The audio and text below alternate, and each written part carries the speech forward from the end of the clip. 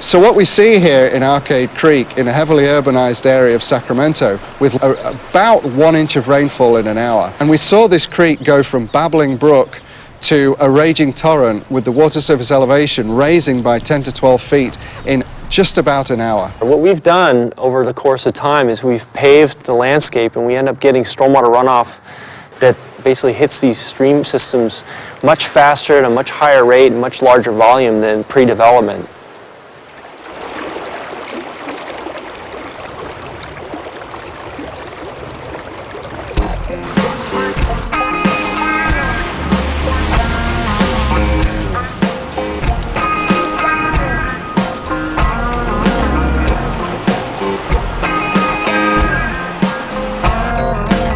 When you build a house, you create what's called an impervious area from the roof and the driveway and the sidewalks. Instead of the water soaking into the ground like it would in a natural environment, it runs off, and it runs off much more quickly and with higher velocity. And so its capacity to carry pollutants is even greater.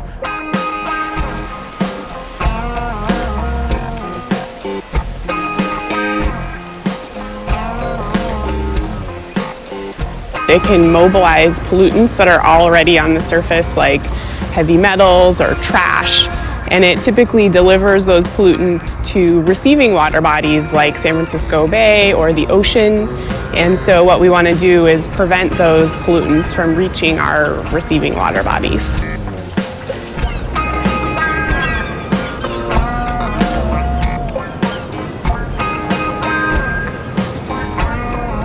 When we don't deal with stormwater runoff at the source, it ends up in our stream courses, in our water bodies, at a much higher volume, much higher rate, and that can lead to flooding concerns. It's a lot more expensive when you don't deal with runoff at the source.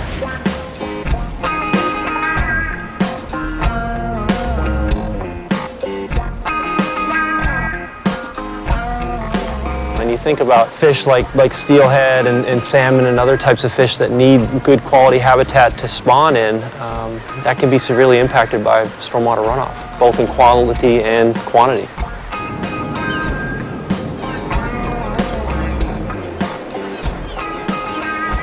Humans cannot help but be drawn to water. It's really kind of a magical feeling for people. The last thing you want to have is your kid get sick. The idea is to get the water there without the pollutants, and therefore the kid will not get sick. And whether you're close to a water body or not, water is always going to flow downhill. And so we're all connected in the watershed. And so what you do on your property, the runoff that comes off your landscape, is going to end up somewhere. There are a lot of small-scale efforts that homeowners can implement which are fun and not too difficult to get started on. It's a real easy thing to do if you think about your house differently.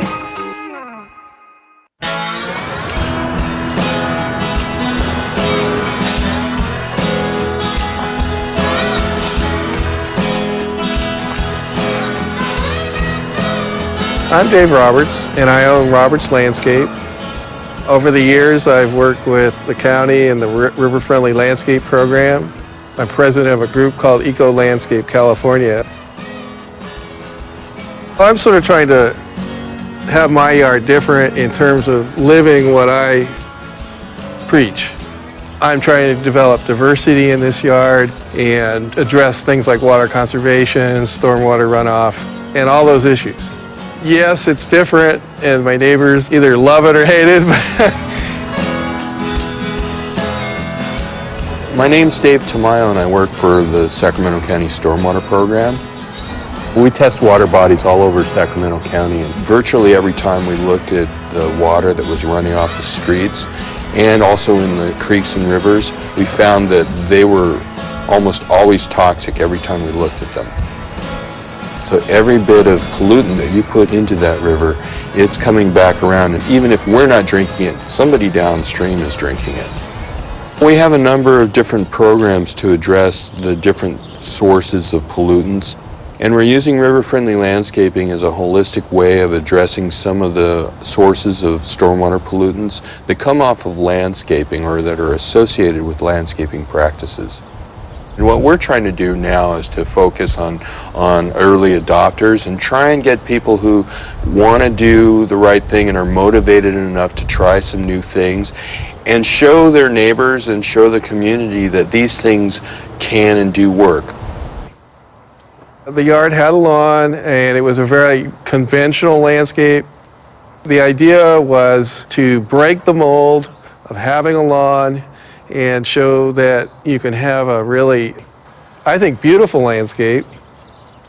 The neighbor's first reaction was, well, he's a landscaper, he's redoing the yard. And I'd say a lot of people came up to me and said, well, when are you going to put a new lawn in? And it took me a couple of minutes, but then I'd explain that I wasn't putting back a lawn. And that's when the odd reactions would begin. Well, first, this driveway got taken out. It's called pervious concrete. Here we go with water just running down, regular concrete, finished smooth. And right now it's halfway to the street already. Now we're going to move over to the pervious concrete, and you can see it just puddles for a moment and just soaks right through. Water is infiltrated into the landscape. It could be channeled off into a swale or a rain garden. It could be put into a cistern for rainwater collection, harvesting. But essentially, it stays on site, and we use it. Well, you can see right here we've got what's called a swale, which is a depression in the landscaping here.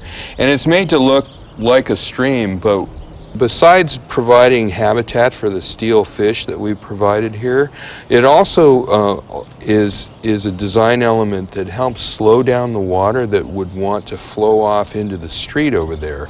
So instead of going into the gutter and carrying pollutants down into the nearest creek, you actually trap the water here and you get the beneficial use of it. Well, the fact that there's no concrete sidewalk is twofold. First idea is to create a surface that's much more permeable. We have the spaces in between the step stones that water can infiltrate in. But secondly, it was also a design element. So I always ask my clients the question, why do they call them leaves? Well, most people finally get it, and that is because you leave them. Once the stuff is broken down, other organisms come up and they bring it in the soil, and everybody has a party. It's really, one of the basic building blocks of your landscape is mulch. And it's one of the cheapest things to help keep the weeds down, keep water conservation, keep the soil cool. The plants are much happier with cooler soil, and it essentially improves plant health. When you have natural weed suppression, one thing you don't have to use is herbicides. And we do find herbicides on a regular basis in our local waterways. We've never put a pesticide on this yard. That's 4 years, no fertilizer. Everything's still healthy.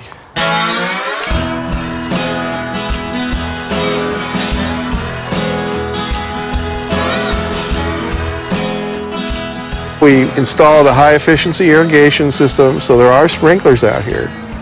Good soil structure allows water to infiltrate, air to infiltrate, and you get less of that runoff, and actually you get better use of water. Very last, as I call it, the icing on the cake, was the plant. The emphasis is toward drought-tolerant California natives, but there are Mediterranean, similar climate types of plants.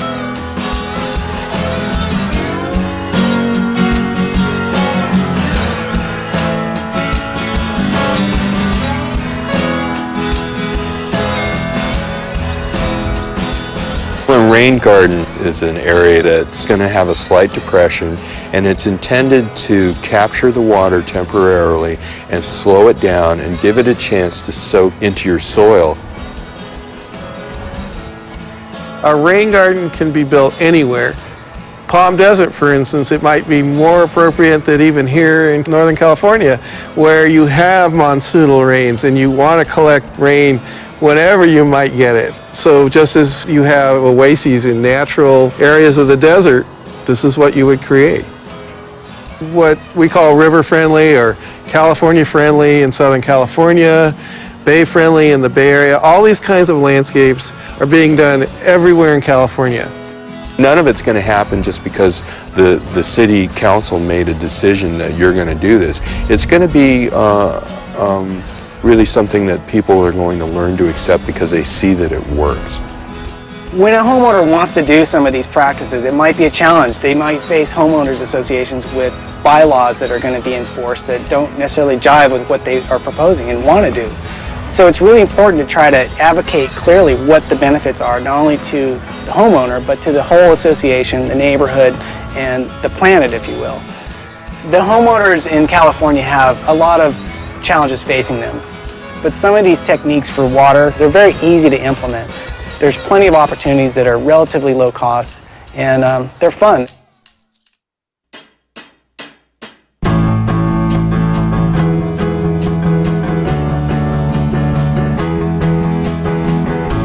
My name is Tim Bozanowski. I'm the Construction Program Coordinator here at Dublin Unified School District in Alameda County. In 2004, the voters of Dublin passed Measure C, which is a general obligation bond measure that was slated to improve and rebuild schools. The concepts of green and environmentally friendly practices were part of the Measure C concept approval. And so stormwater pollution prevention is a key, as you know, to those green environmental friendly practices. There are a number of things that we've done to mitigate the stormwater runoff here at Dublin High School. First and foremost, I think, is the grassy swale improvements in the parking lots. When the rainwater comes down onto the parking lot, we can see that the parking lots are sloped in a specific direction, brings that water, that storm water, over to a specific collection point, gathers here at this opening in the curb, gets initially filtered. You can see some of the debris that we've caught already, then travels into this grassy swale area where it sinks down through into the French drain rock and perforated pipe system beneath. The vast majority of that water then goes back into the ground and never actually gets to a catch basin or pipeline that takes it off campus. Only in those times of extreme heavy rain or long periods of rain where the earth is saturated beneath will any of the storm water that comes out of the parking lot get to those catch basins and leave the site. The grass system within these swales is called tall fescue. Pretty much lives on its own without irrigation. It lives from the water that comes off of the parking lot. The roof drainage system that we've incorporated into our design and construction of the buildings here at Dublin High School collects the water on the roof when it rains, brings it down the building in a pipe system, takes it under the ground, and brings it out here at this basin. This is another example of that filtering process that we do, and again, recharging the aquifer with the rainwater that comes down on the building.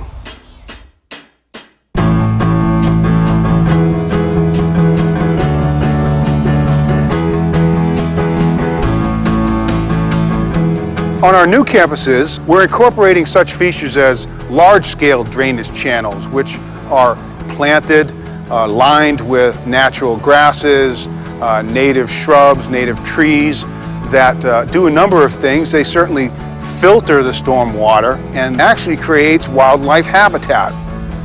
At our elementary schools, we're also looking at things such as rainwater collection barrels for our science gardens. Being able to do these things on a school site creates a wonderful teaching tool to where we can take the students and we can show them the improvements that we made and how we've gone about incorporating these environmentally friendly aspects into our campuses, and then it just goes with them for the rest of their lives. The State Water Resource Control Board, together with the regional boards, we work on lots of projects related to stormwater. And one of the exciting areas that's happening right now in stormwater is called low impact development that aims at controlling the way the built landscape looks after it's built, rather than just focusing on how you're building it and is you eroding sediment while you're being built, and we forget about the fact that the landscape has all been altered. The exciting thing is this new wave of looking at low impact development and approaching the urban landscape as if they were natural watersheds that used to exist before the urban area, and trying to mimic a lot of the natural functions and behavior as we build out.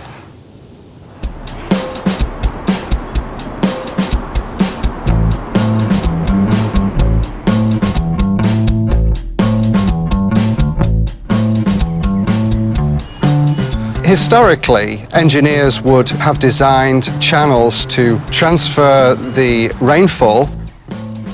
The traditional thinking was to get those stormwater flows out to the ocean as rapidly as possible.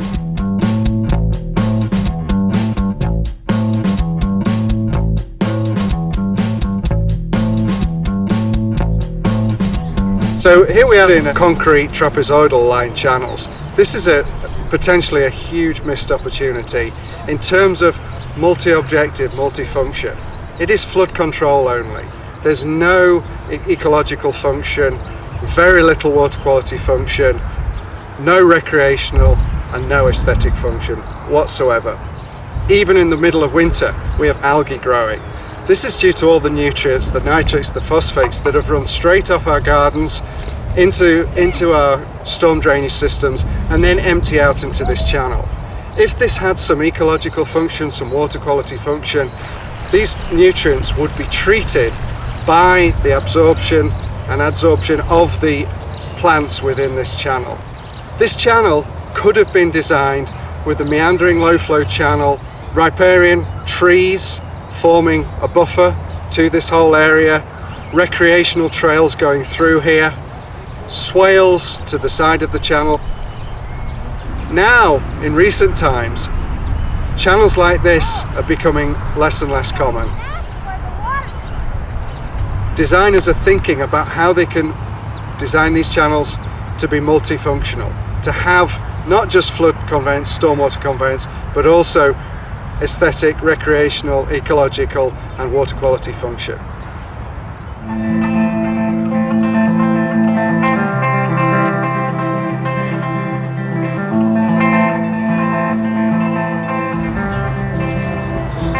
My name is Sarah Minnick, and I work for the San Francisco Public Utilities Commission. One thing that the SFPUC is really concerned about is places where there's a lot of public use of our water bodies in places like Ocean Beach and Baker Beach. So stormwater that is not captured can contribute to overwhelming our system and creating discharges into the Bay or ocean. And we really want to avoid that to protect water quality and public health.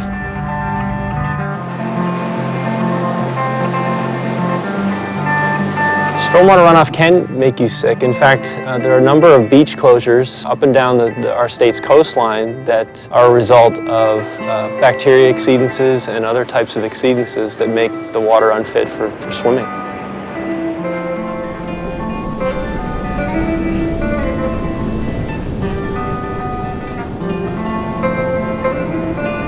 We have a lot of outreach and education efforts. We have rainwater harvesting program with rain barrel and cistern subsidies. And then we also have what we're calling urban watershed stewardship grants, where community members who want to do stormwater related projects in their neighborhoods can apply for small grants to get themselves started. So we're trying to reach all the different interested stakeholders. One of the groups that received funding through our Urban Watershed Stewardship Grant was the Surf Riders.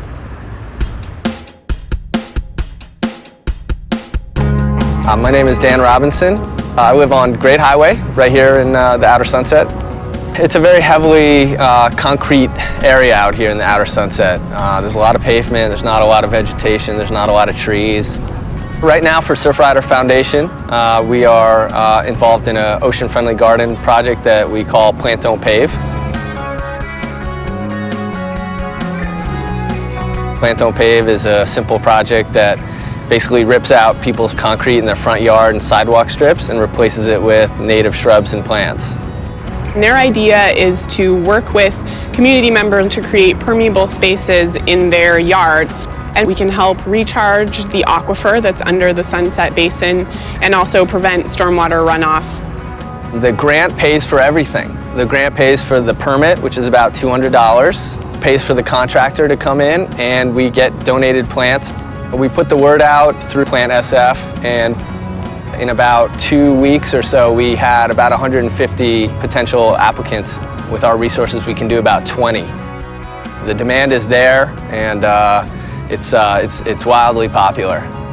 This project could be done all over the state, but there are grants available in almost every municipality for greening and bringing community together. And it's just a matter of somebody stepping up and taking the lead on it. I really think it is making a difference stopping stormwater runoff. It's a small piece of the bigger puzzle, which is a total transformation of how people think about their properties and the water that's coming onto it and running off of it. This place could be totally transformed into an area that has a lot more green, reduces runoff, and is more of an enjoyable place to live.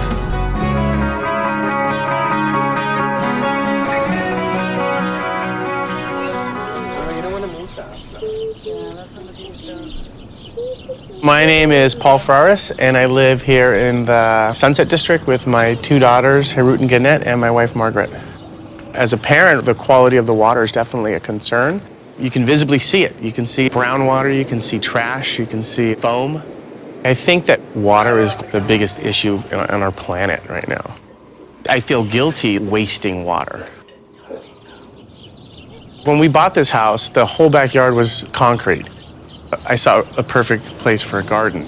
I'd never done any real gardening before. So actually, when I first started, I had a lawn right where I'm sitting right here. There was just a little lawn, and I figured that was good for the dog or for the kids to play on. The lawn was consuming all of my time. I had to mow it, I had to weed whack it, I had to water it constantly. Literally, if I missed a day or two, you'd have brown spots or it would just start dying. So it was just a nuisance.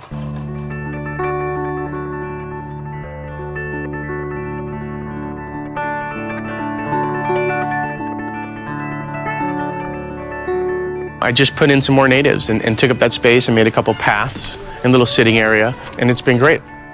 Everybody has a huge lawn, everything's irrigated, and people don't see the natural beauty in what's already there, the native plants.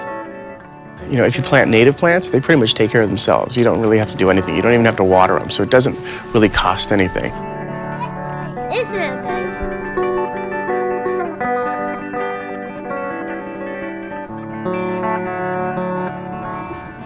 All the water that comes down and lands on our roof, it's stored into a bucket. I get 1 day's worth of rain and I can pour it out into the garden. There's so much wasted water, and the fixes are so easy. I got one.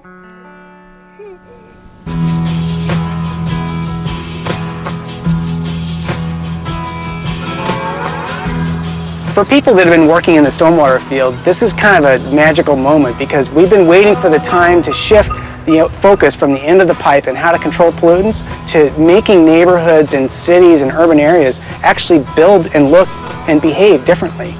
So there's a real shift in the way we're thinking, and this is exciting. And so what we're trying to do is get as many of those uses in that are beneficial along the way between where that rainfall's hitting a roof and where it might make it out to the river. When we talk about global climate change, we can look at things as simple as deforestation. Those are big things that are really hard for people to grip because it's not in their backyard or their front yard. But when you come home and it's right here in your yard and you can show people that you can care right in your own front yard, you don't have to worry about saving the rainforest or whatever. You can start right here at home.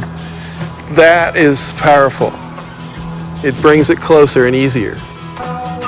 As the world gets more and more populated and we need to be more and more conscious of what we're doing to the planet we live on, it has to start with us. The homeowners really are the solution. So instead of waiting for government to come in and solve this water resource problem, this is a great opportunity for people to take a little bit of control over their water management world, and they're providing a communal public trust benefit at the same time.